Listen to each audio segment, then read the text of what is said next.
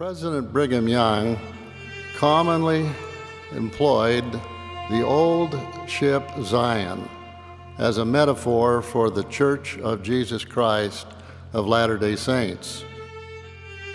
He said on one occasion, "We are in the midst of the ocean. The storm comes on, and as sailors say, she labors very hard. I'm not going to stay here," says one. "I don't believe this is the ship Zion, but we are in the midst of the ocean. I don't care. I'm not going to stay here." Off goes the coat, and he jumps overboard.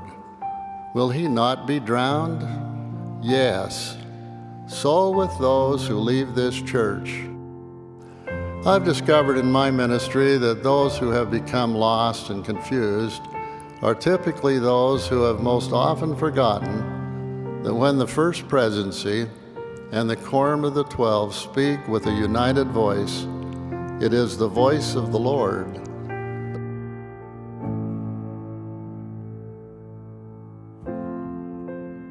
The search for truth has led millions of people to the Church of Jesus Christ of Latter-day Saints. However, there are some who leave the church they once loved. One might ask, if the gospel is so wonderful, why would anyone leave? Sometimes we assume it is because they have been offended or lazy or sinful. Actually, it is not that simple. In fact, there's not just one reason that applies to the variety of situations. Some of our dear members struggle for years with the question whether they should separate themselves from the church. In this church that honors personal agency so strongly, that was restored by a young man who asked questions and sought answers. We respect those who honestly search for truth. It may break our hearts when their journey takes them away from the church we love and the truth we have found.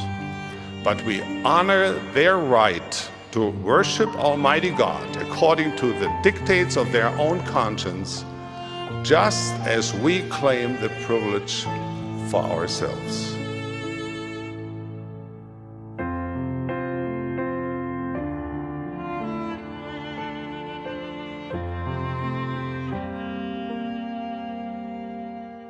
In other words, they leave the old ship Zion, they fall away, they apostatize.